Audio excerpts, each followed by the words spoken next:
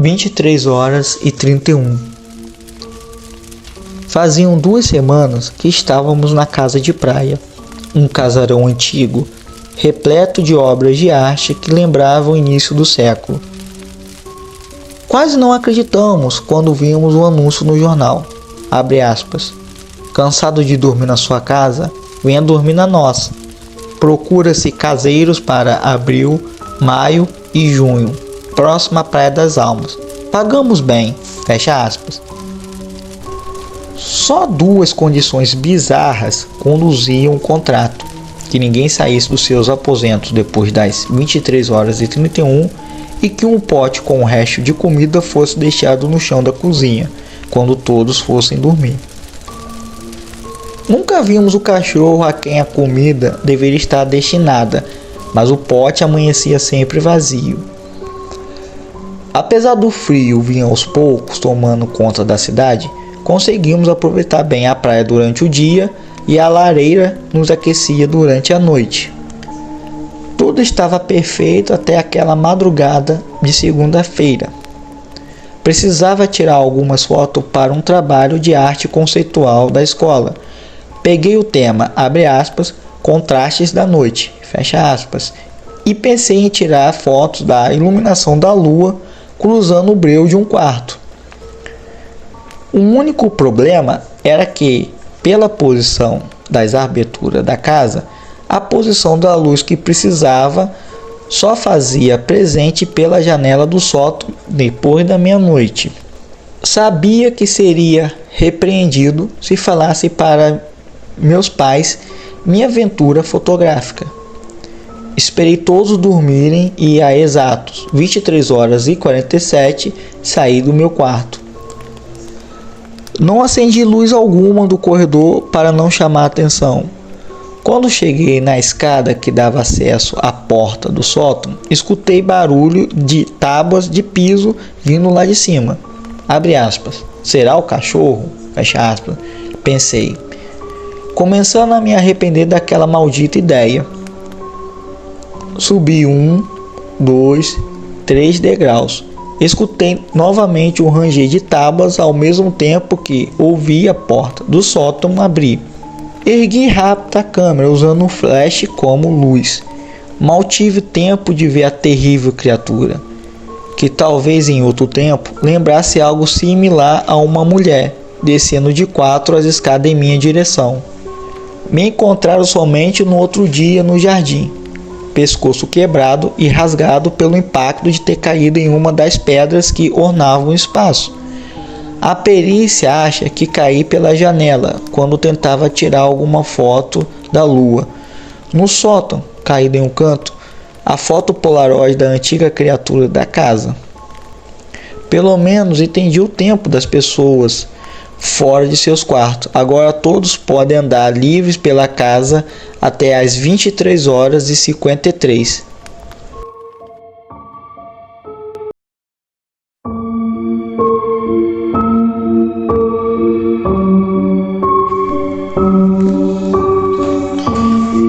Fato ocorrido na década de 70 no interior de São Paulo, relatado por um dos envolvidos. Um jovem estudante de 18 anos saiu de barco com alguns amigos e foram pescar num rio existente naquela região do interior de São Paulo. Estavam todos conversando alegremente no barco quando, num determinado momento, o jovem perdeu o equilíbrio e caiu na água. Seus amigos ficaram apavorados com o acontecido e correram para tentar retirá-lo da água, mas era tarde demais. Seu corpo já havia desaparecido nas profundezas e escuras águas daquele rio. Os amigos do rapaz voltaram então para a terra firme e chamaram o corpo de bombeiro, os quais começaram a trabalhar imediatamente para resgatá-lo. Depois de 24 horas de buscas intensas, os bombeiros abandonaram o local, pois segundo ele, o corpo deveria ter sido carregado pela correnteza, motivo pela qual não havia encontrado. Os amigos, porém, continuaram a busca. Então, alguém da família, lembrando de uma antiga lenda, sugeriu que se os padrinhos do jovem acendessem uma vela e colocassem num recipiente qualquer a flutuar pelas águas do rio, a vela indicaria o local exato que o corpo se encontrava. Essa crendice de vela é bastante conhecida pelas populações que habitam as margens de rios perigosos e é passada de geração para geração, chegando até os dias atuais. A princípio, ninguém acreditou muito nessa sugestão feita, mas como não havia mais alternativa, resolveram tentar. Então chamaram os padrinhos do rapaz, que concordaram em atender o pedido. Subiram então num barco, foram até o local onde o estudante havia caído, rezaram por sua alma e acenderam uma vela, colocando em uma pequena caixa protegida e a colocaram nas águas do rio.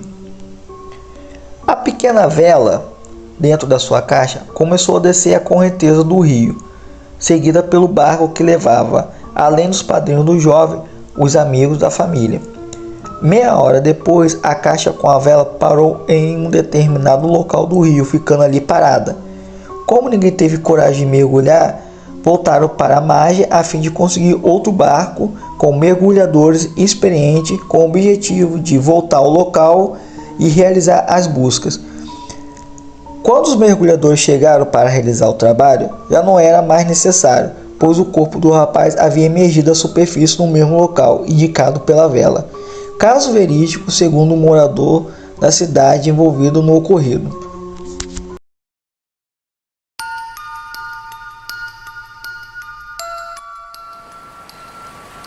Quando minha irmã e eu éramos pequenas, começamos a ver a mesma mulher dentro de casa, loira, dos cabelos longos e sempre com um vestido antigo. Quase sempre a víamos no mesmo horário, entre 2 e 4 da manhã, sempre sentada na minha cama, e sempre a víamos pelo espelho. Quando eu não via, minha irmã via. Nunca acontecia de as duas verem juntas. Durante o dia, eu ficava sozinha em casa e o som e a TV desligavam. Eu via vultos, era um verdadeiro inferno. Isso durou mais ou menos 5 anos.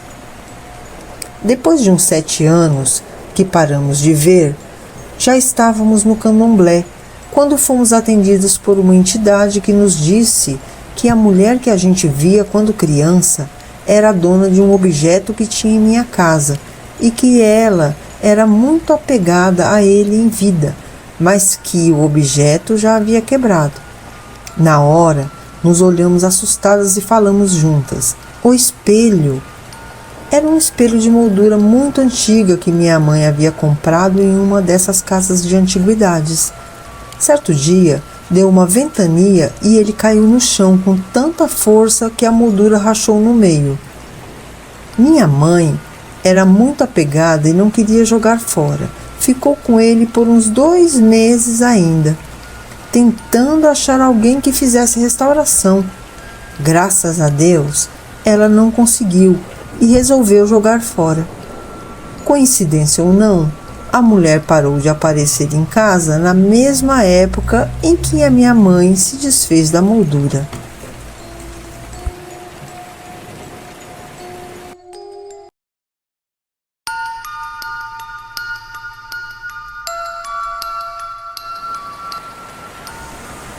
Foi há muitos anos, numa cidadezinha do interior de São Paulo, onde se deu este ocorrido. Entre os colonos e funcionários de uma fazenda de café, morava Maria Ana, que estava noiva de Genésio. Os dois, de família humilde de colonos da fazenda. Maria Ana, muito caprichosa, preparava com esmero seu enxoval e Genésio reformava um casebre, um pedacinho de terra que havia comprado com muito sacrifício. Se casaram então numa festa simples, mas com muito amor. Tudo corria muito bem. Os anos iam se passando e não vinham filhos. Maria Ana se entristecia, pois via todas as amigas engravidando e tendo suas pencas de filhos e ela nada. Ficava triste também, pois todos indiretamente a cobravam quanto à maternidade. Até que seu marido, o Genésio, começou também a cobrá-la. Tornou-se impaciente com ela, dizia que era seca e que se não desse um filho a ele, que arrumaria uma mulher que lhe desse. Maria Ana ficava arrasada, insegura, triste, frustrada, pois queria também ser mãe. Maria Ana tornou-se uma mulher amarga, mal-humorada e ranzinza. O marido já lhe não respeitava mais e todos os dias jogava-lhe na cara que não podia dar-lhe um filho. Também seguiam-se as ameaças de deixá-la devido à sua incompetência como mulher.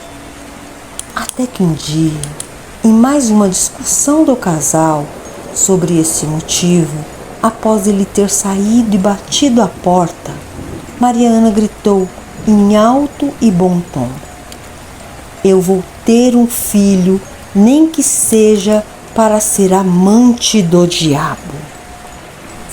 Depois dessa discussão, seu marido não mais voltou para casa. Dali em diante, Maria Ana só vivia blasfemando contra Deus e dizendo que teria o filho que o marido tanto lhe cobrava, nem que para isso tivesse que dar para o diabo. Quem ouvia aquilo fazia o sinal da cruz, saía de perto. No final de tarde, armou-se um temporal. O céu ficou muito escuro e uma ventania como nunca vista se deu durante a noite.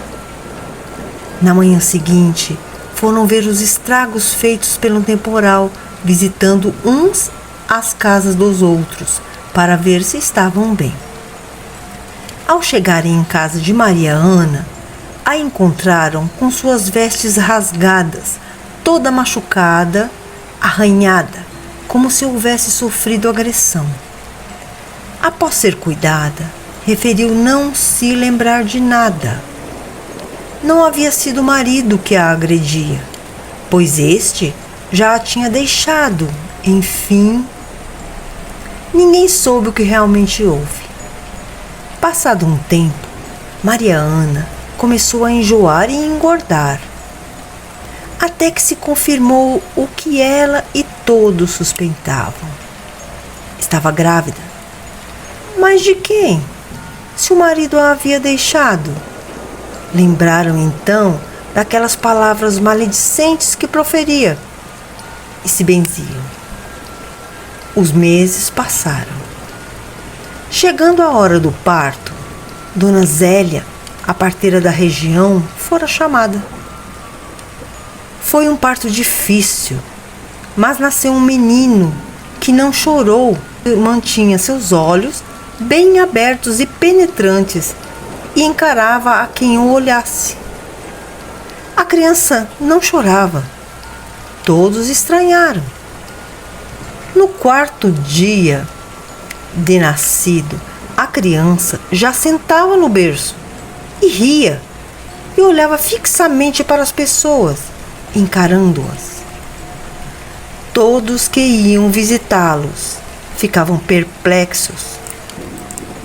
Com uma semana de nascido, a criança já tinha os dentinhos e ficava de pé no berço. Numa dessas visitas das vizinhas, aconteceu o improvável. Sob os olhares incrédulos das vizinhas, o bebê com 10 dias de nascido desceu do berço e com certeiros e contados 7 passos vagarosos e pesados, com som de cascos de cavalo, dirigiu-se à sua mãe, olhando-a com ódio e sorrindo maleficamente. Pegou uma faca que estava sobre a mesa em seu caminho e cravou-lhe no peito 7 facadas, diretamente no coração. Enquanto o sangue esguichava, o bebê ria, rosnava e sugava-lhe o sangue. As mulheres horrorizadas correram e gritavam. chamando por ajuda. Ao voltarem, encontraram Maria Ana seca, sem uma gota de sangue no corpo e com os olhos arregalados e nem sinal do bebê, somente um forte cheiro de enxofre no ambiente. Enterraram então Maria Ana e queimaram aquela casa com tudo que havia dentro. Nunca mais construíram nada naquele terreno e nem mato ali crescia. Daí, os antigos, para dar medo nas crianças, diziam: fiquem quietos, senão chamarei os 7 passos para levar vocês.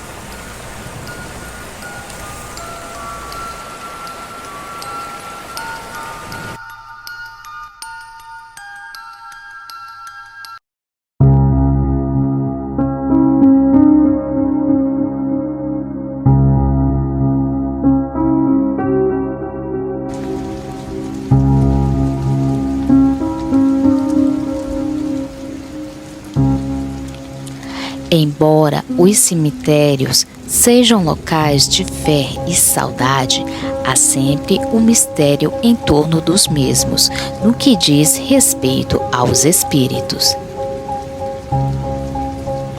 Existem pessoas que acreditam neles, outros não, mesmo não desmerecendo a fé do próximo.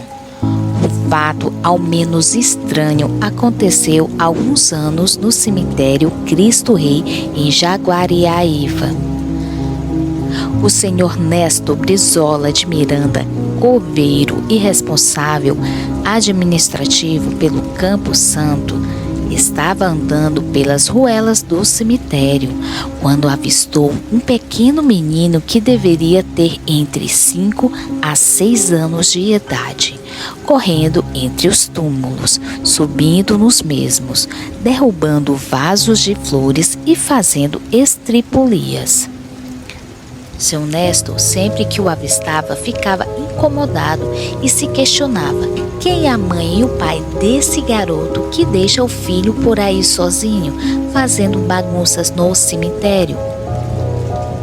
Isso é uma tremenda falta de respeito. A partir desta data, de vez em quando, seu Néstor avistava um menino que continuava fazendo suas travessuras. Um dia não hesitou e seguiu o garoto entre os túmulos. O menino nada falava, somente continuava a correr e rir. De repente parou de frente ao túmulo e, avistando o coveiro que se aproximava, apontou para o mesmo. Seu Néstor parou cauteloso, pé ante pé, aproximou-se do menino. Quando estava chegando perto, este desapareceu. Seu Néstor procurou-o sem lograr êxito. O menino havia desaparecido, o que levou a indignar. Aonde ele foi?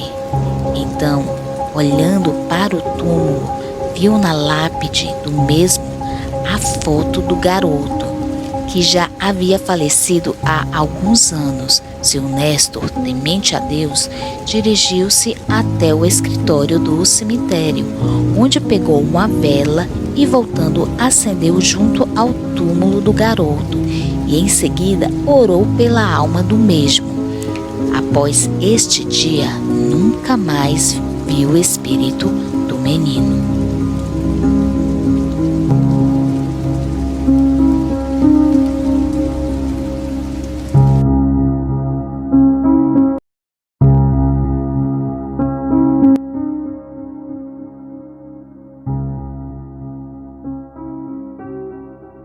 Oi, Cris. Venho contar a história que passou no interior do Ceará, mais especificamente em Boa Viagem, cidade do Sertão Central.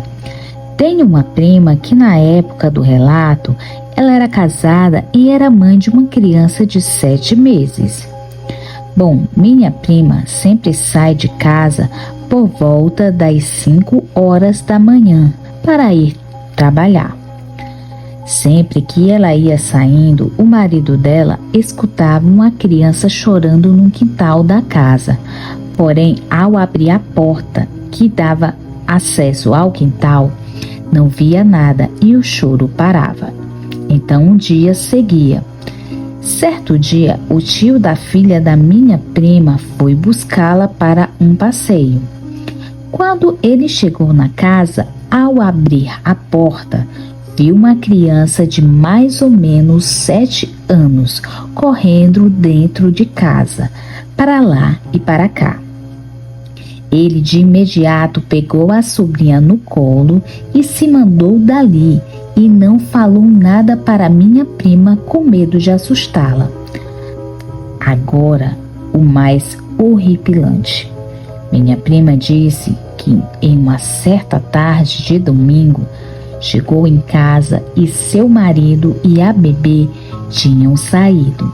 Minha prima disse que, cansada de um dia de trabalho exaustivo, se deitou de bruços na cama para ler a Bíblia Sagrada. Porém, ela relata que, ao começar a ler, ela sentiu no pé da orelha dela um forte sopro. Ela olhou para todos os lados e não viu ninguém. Então, ela pensou que era o marido dela querendo brincar. Ela deu de ombros e voltou a ler. Quando estava tentando ler de novo, ouviu mais uma vez o sopro no seu ouvido. Assim, ela falou a frase: "O sangue de Jesus tem poder". Ao falar isso, ela disse que o sopro no ouvido foi ainda mais forte, que até mudou a página da Bíblia que estava tentando ler. Ela de imediato correu para fora da casa e ficou esperando o marido chegar. Quando ele chegou, ficou nada surpreso, já que para ele era comum presenciar fatos estranhos na casa. Minha prima, após isso, não conseguiu mais entrar na casa. Até para fazer a mudança dela, o marido fez sozinho. Após isso, minha prima foi pesquisar o passado da casa.